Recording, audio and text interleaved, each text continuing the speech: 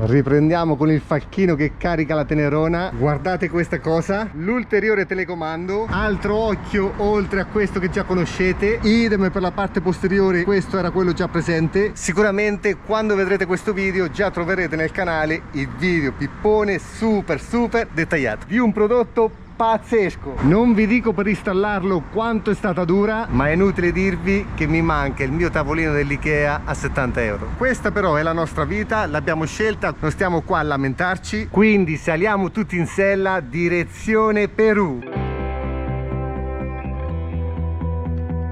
Arica dista solo 20 km dal confine col Perù e in questo lasso di tempo vi mettiamo al corrente di una cosa risaputa: il tubero della patata e il pomodoro siano piante originarie del continente americano. E per patata, a voi che siete dall'altra parte dei super maiali, non è quello che pensate. Ti ringraziamo per questa precisazione, ne avevamo assolutamente bisogno. Eppure il Cile è considerato il paese nativo della patata per eccellenza, così come lo è il Perù per il pomodoro, anche se fu coltivato in Centro America, e il Centro America, e cioè i Maya e gli Aztechi, lo portarono alla grandezza che conosciamo oggi. Ma il bello e la riflessione di questi giorni per quanto ci riguarda è stata la seguente: la patata ed il pomodoro sono arrivati in Europa rispettivamente nel 1580 e nel 1540. Questo per dirvi che la storia che siamo soliti studiare in Europa riguardo gli europei fino a metà del 1500 prevede che gli abitanti dell'Europa non avessero nel proprio menù e nella propria alimentazione patata e pomodori. Sembra abbastanza incredibile, però gli stessi romani non conoscevano né il tubero della patata né l'ortaggio del pomodoro, base assoluta delle nostre alimentazioni quotidiane. Ma cambiamo discorso, guardate dietro la città di Arica il panorama, se così si può definire. Sempre molto affascinante avere una diversità rispetto alla nostra. Siamo immersi infatti da diversi giorni nel deserto più assoluto e ne avremo ancora per un po' lungo la costa peruviana. Ultima precisazione riguardo all'ortaggio del pomodoro: i primi documenti risalgono a Cosimo de' Medici e ai primi pomodori frutto di semi che il padre di sua moglie, viceré del Regno di Napoli, le aveva regalato. Però non si può negare che la prima regione italiana che ricevette proprio l'ortaggio del pomodoro è la Sicilia, per il diretto rapporto appunto con gli spagnoli, conquistadores delle Americhe.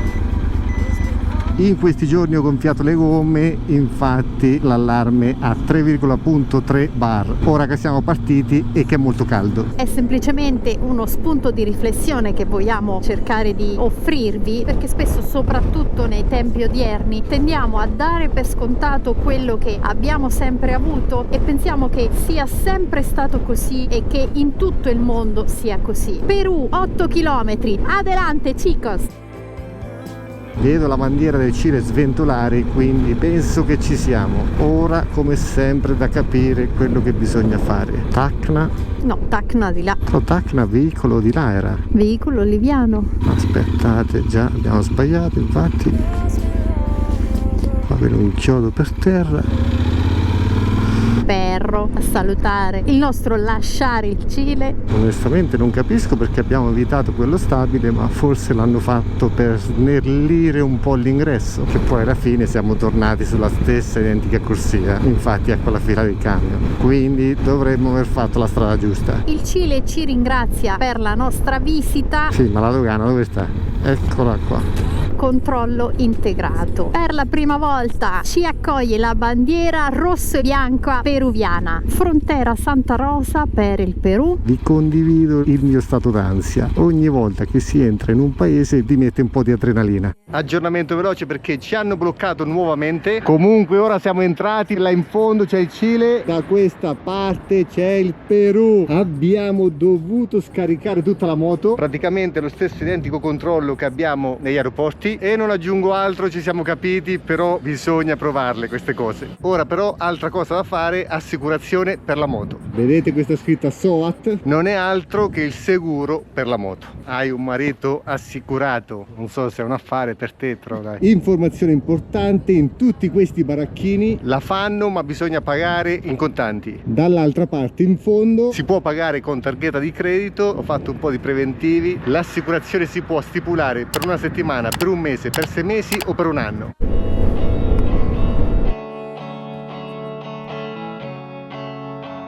Entrati da 10 km, a parte qua il carrellino della spesa, il contesto intorno è sempre uguale. Siamo circondati sia a destra che a sinistra da piante volutamente piantate dall'uomo, ma non sappiamo di cosa si tratta.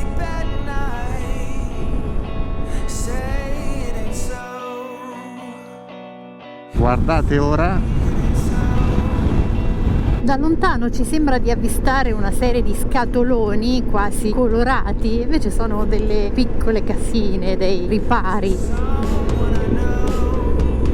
Casa Huerta.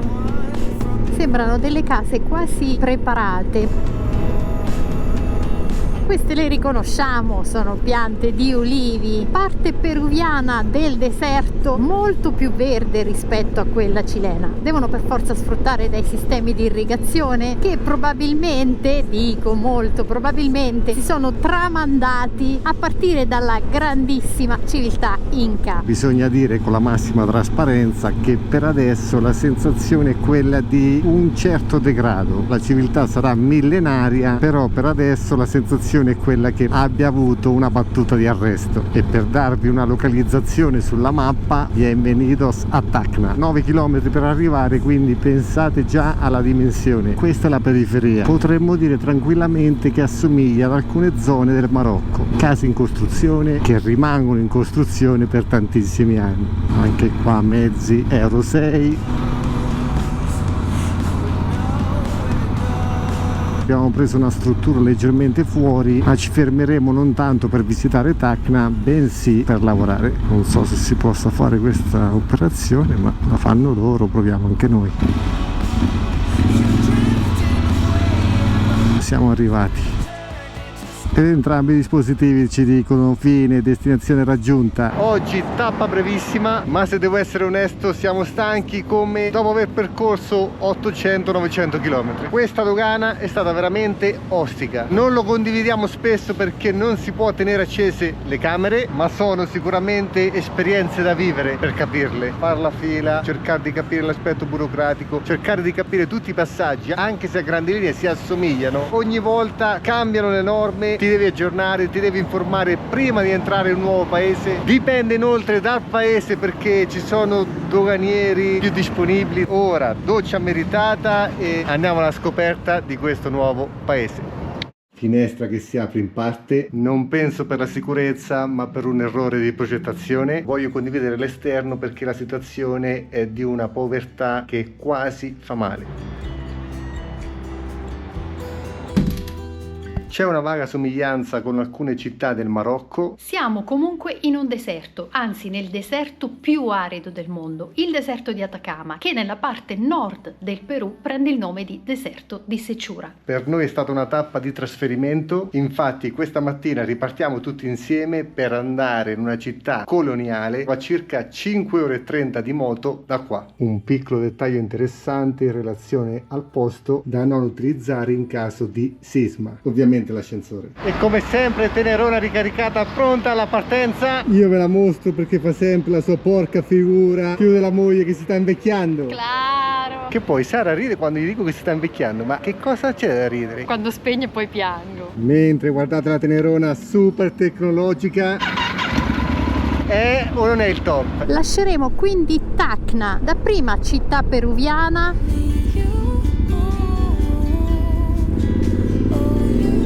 poi con la guerra del Pacifico sotto il dominio cileno, infine tornata peruviana nel 1929. Questa mattina il traffico non è altissimo, anche se parliamo della via principale che taglia Tacna in due. Infatti c'è il confine di mezzo qua vicino, ma comunque non è che ci abbiamo capito poi molto tra il Cile e il Perù. Fermo. una cosa sì è cambiata: la moneta, il sol, soles al plurale, il suo valore e i prezzi che abbiamo trovato estremamente più bassi rispetto al Cile. Sotto questo punto di vista totalmente differente, perché ieri abbiamo mangiato più o meno le stesse cose alla metà del prezzo.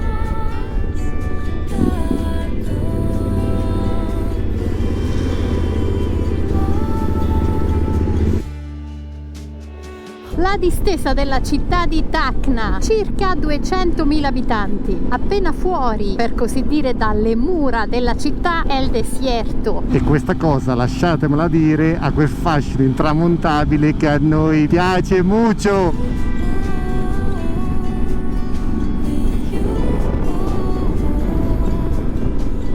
Si sale inesorabilmente, partiti da circa 500 metri sul livello del mare, e arriveremo a più 2000.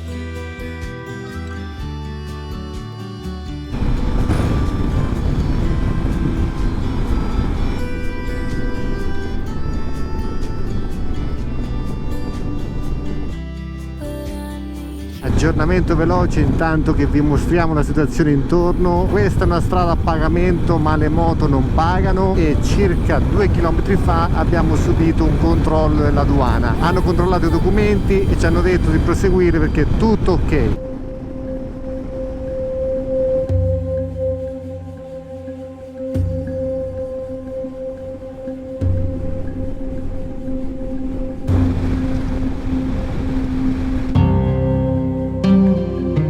Dopo 90 km dalla partenza, a parte il vento che ovviamente disturba un po' l'audio, ancora controllo, e questo è il secondo. Spengo la camera. Ci hanno fatto cenno di ripartire. Questo è il contesto intorno, ragazzi, surreale, e il vento fastidiosissimo.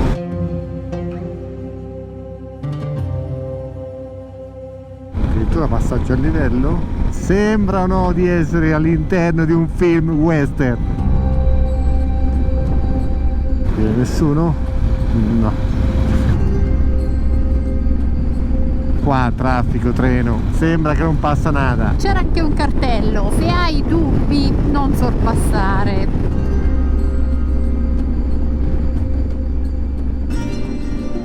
Saliti senza accorgercene a 1160 metri. Ecco perché abbiamo trovato cartelli: attenzione, cuidado, curve verticali. Paracchino con vista, Incredibile. però sta serrato, non se magna. Però forse un giorno con la nostra navicella Tenerona torneremo sulla terra.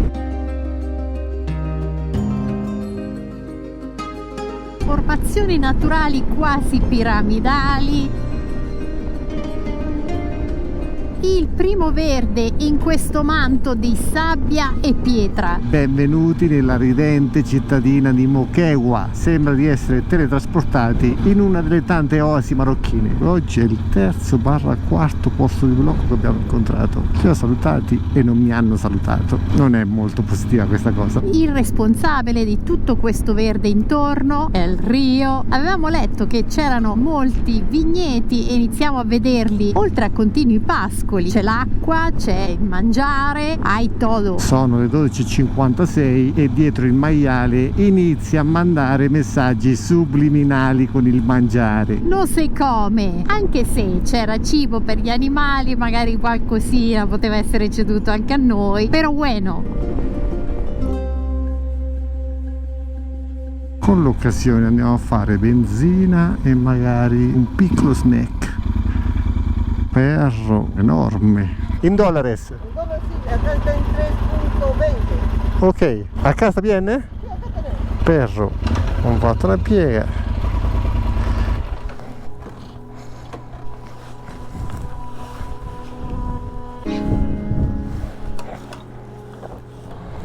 Premium, ¿no? Completo premium. e dopo aver riempito la pancia alla Tenerona bisogna mettere qualcosa nella nostra di pancia. Questo è quello che passa il convento al prezzo di €1. Sara invece, che non ama dolci, gelati, nulla di nulla, biscotti salati 7 soles, quindi quasi €2, però ne sono tanti. questa è confezione famiglia. Comunque l'avete visto anche voi la strada che abbiamo fatto per arrivare fino qua, il nulla cosmico, come dico sempre. Zone un po' complicate perché non si trova nulla, bisogna fare attenzione, non tantissimo per la benzina perché ogni 70-80 km i distributori si trovano, però per mangiare, per fermarsi, una realtà veramente complicata, e ci domandavamo con Sara, vivere da queste parti assolutamente, perlomeno per noi, non sarà facile.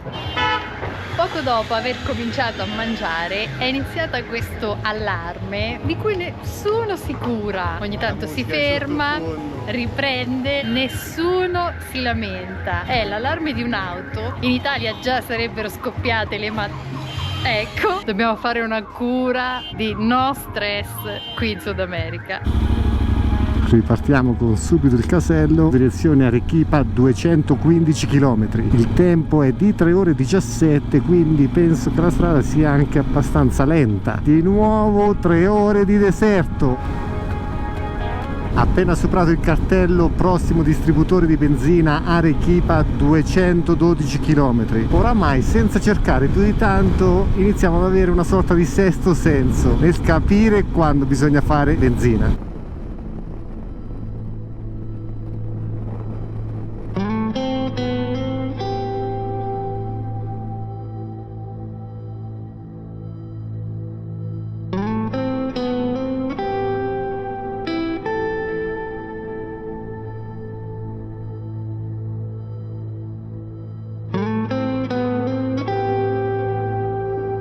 Abbiamo incontrato sin da quando siamo entrati in Perù come fossero dei prefabbricati, ma in realtà in mattoni, pronti e vendibili probabilmente per le comunità meno abbienti. Se qualcuno di voi lo sa, ce lo può magari scrivere nei commenti. Già che ci siete, se vi dovessero piacere i nostri contenuti, lasciate un mi piace, attivate la campanellina per rimanere sempre aggiornati con i nostri contenuti e controllate come sempre di essere ancora iscritti o di essere nuovamente iscritti. Ora si sale in maniera abbastanza repentina con tutte curve continue. Siamo arrivati a 1441.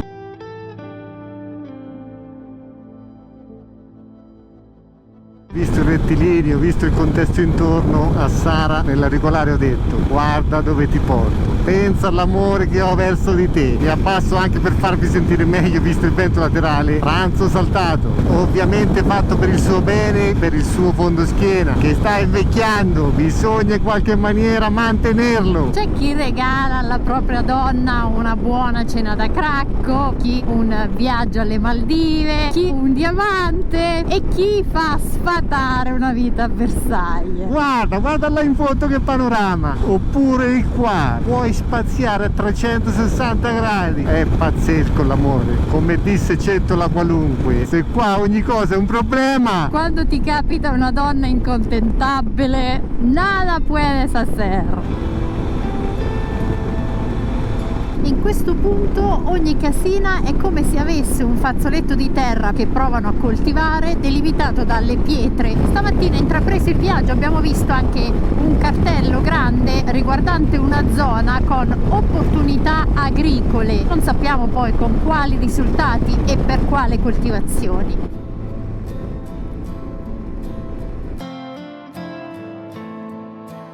Guardate come iniziano a cambiare sia i colori che anche le montagne, non più spigolose ma smussate. La strada ora scende e si fa largo all'interno del canyon.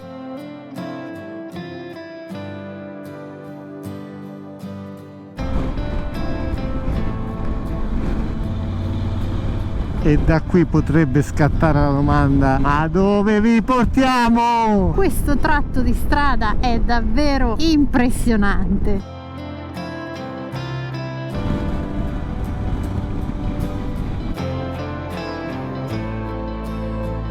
Guarda in fondo. Spettacolo.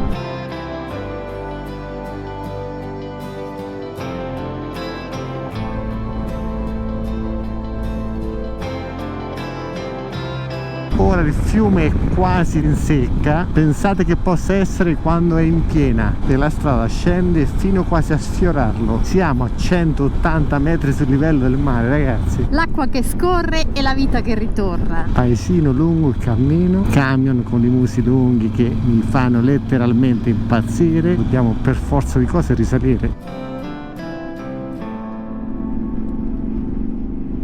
Anche perché ci allontaniamo dal fiume e torna a prendere piede il deserto.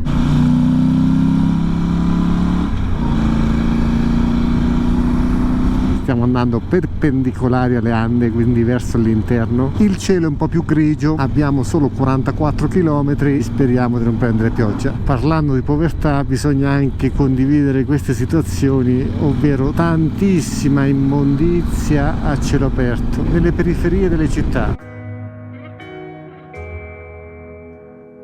A 2140 metri cosa fa la natura? Una spolverata di zucchero a velo. 2552, lo sento anche sul motore della Tenerona che per sorpassare soffre un po' di più. Che muri impressionanti. Superato il passo di montagna siamo scesi a 2170 e questa dovrebbe essere la periferia di Arequipa. Il traffico si fa sempre più intenso, ci abbiamo messo più tempo a fare gli ultimi 2 km che gli ultimi 50, però non so come comportarmi perché abbiamo visto un tipo con un'auto che ha superato tutta la fila, poi dietro la polizia ha acceso il lampeggiante e l'ha fermato. Ne abbiamo sentiti tantissimi dei poliziotti peruviani, non vorrei... vabbè, mi avete capito, l'aria è irrespirabile.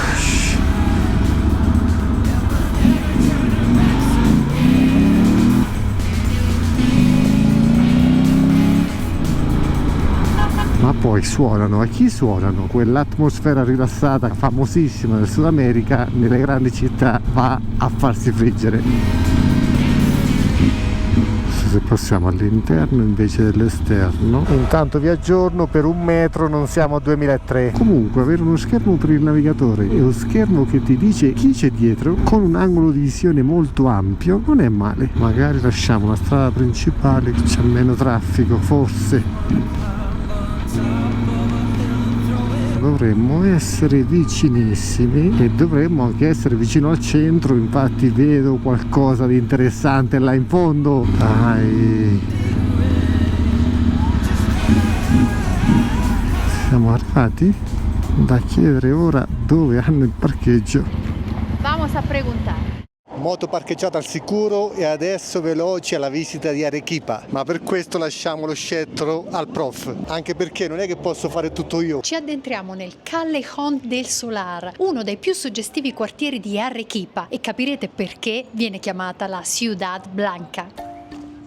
È costruito in pietra bianca, il sillar, una pietra vulcanica molto disponibile nei dintorni della città. Ma perché c'è pietra vulcanica nei dintorni di Arequipa? La seconda città più grande del Perù dopo la capitale Lima, infatti, è incastonata tra 3 vulcani. El Misti, più di 5.800 metri, Chachani, 6.075 metri e infine Picchu Picchu, più di 5.400 metri. E adesso possiamo capire bene perché qua i terremoti non scherzano.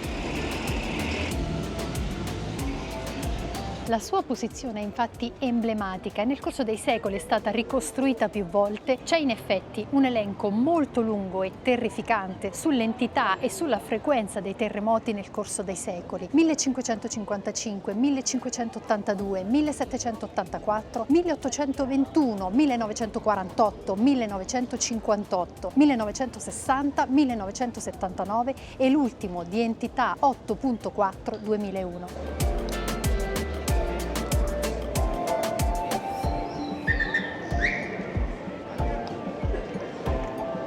C'è una disputa su quale sia il punto di nascita della città di Arequipa, ma molti sostengono che il punto centrale sia proprio stato Plaza de Armas, dove siamo ora.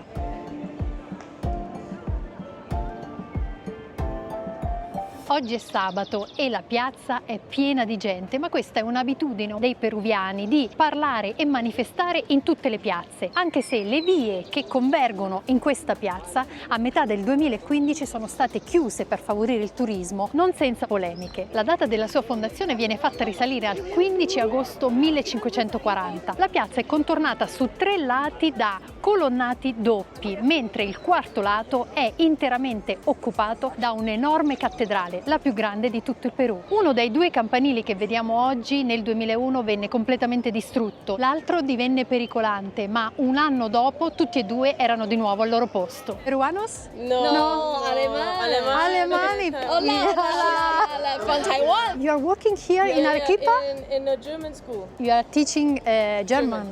Come state? Incontriamo Monica, che rivedremo più tardi. Ma adesso ci spostiamo nel luogo simbolo di Arequipa e come tutte le cose simbolo hanno un prezzo. 90 soles per 2 persone, che qua in Perù significa vivere almeno una settimana. Il monastero di Santa Catalina, occupando 20.000 metri quadrati, è una vera e propria cittadella. Fu un convento di clausura fondato da una ricca vedova nel 1580.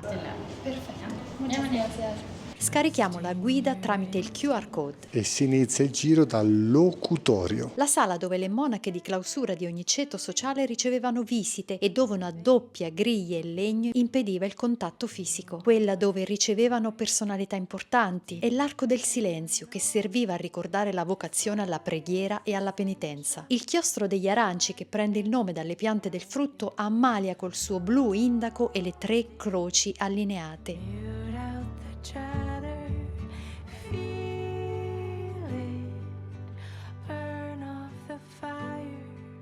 Il silenzio, l'uso del colore a rendere meno austeri gli ambienti, regalando l'inconfondibile tocco sudamericano, conciliano la pace interiore. È inevitabile immaginare le anime che si sono susseguite in questi passaggi, che li hanno abitati, la loro storia, provenienza. Chi di loro avrà sorriso e chi avrà inghiottito lacrime abbandonando la vita esterna per migliorare la propria posizione sociale. Il chiostro del noviziato ospita le piccole stanze personali delle novizie, a carico della suora maestra, che non dovevano avere contatti con i loro genitori o con altre suore. Per questo il noviziato era separato dal resto del monastero. Quando le ragazze facevano professione di voto, oltre a consegnare la dote, le loro famiglie costruivano la stanza, che differiva a seconda della condizione economica della famiglia. Calle Malaga era la prima delle 6 vie del monastero, Calle Cordoba, Calle Toledo dal colore vivo, dove, ironia della sorte, incontriamo una ragazza soggetto di un set fotografico dall'insolito abito rosso.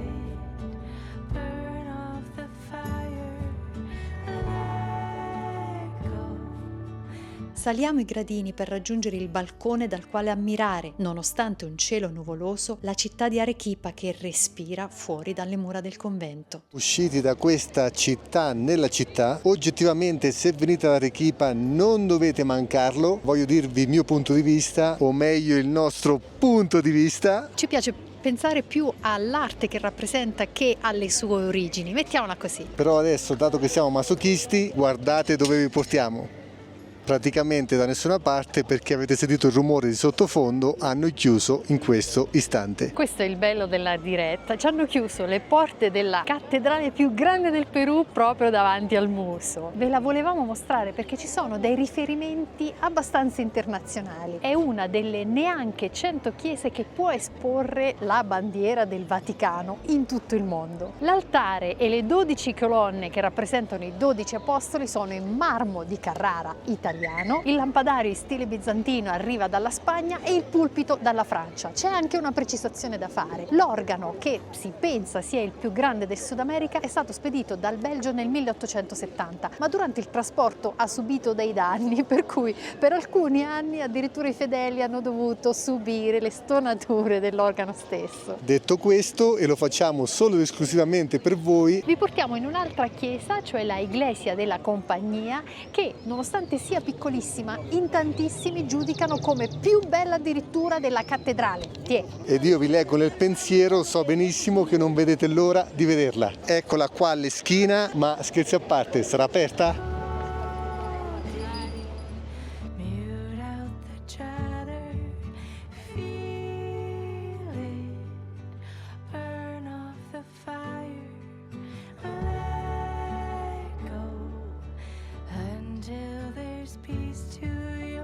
Ma adesso, dopo questo sacrificio che abbiamo fatto tutti insieme, Per noi che non siamo esperti d'arte, lo stile della facciata di questa chiesa è stata abbastanza una sorpresa, in stile ciurrigheresco, che è una corrente estrema barocca spagnola del 1600. Dentro qualcuno di voi e anche noi abbiamo riconosciuto qualche similitudine con la cattedrale di Siviglia. Bellissima. dopo i 10.000 km percorsi, andiamo a mangiare. Vi abbiamo portato con noi nella città di Arequipa, che secondo alcuni è stata fondata dagli Aymara, per cui il significato del nome è Ari, monte, vetta, e Quipa, cioè dietro alla vetta. Ma adesso direttamente al centro storico di Arequipa, patrimonio UNESCO dal 2000. Vi portiamo nel patrimonio più grande di Arequipa, quello gastronomico, perché è considerata la città con le picanterias più interessanti di tutto il Perù. E come promesso dobbiamo condividere quello che abbiamo di fronte ai nostri occhi, che non sono i piatti ma queste due bellissime ragazze. Grazie anche per Questo è il mio piattone, ma il vero piatto della serata è questo qua. Che ci divideremo in tre perché lo assaggeremo tutti e tre: rocotto relleno, e cioè una sorta di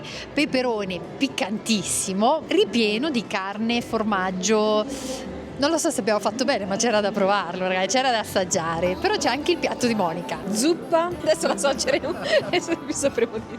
Siamo in un ristorante che è una sorta di picanteria, però, perché comunque ci sono piatti tradizionali. Andiamo ad assaggiare. Se poi ci vedrete distrutti saprete di chi è la colpa. Questa è la vista pazzesca della piazza di Arequipa di notte, anche dall'altro lato.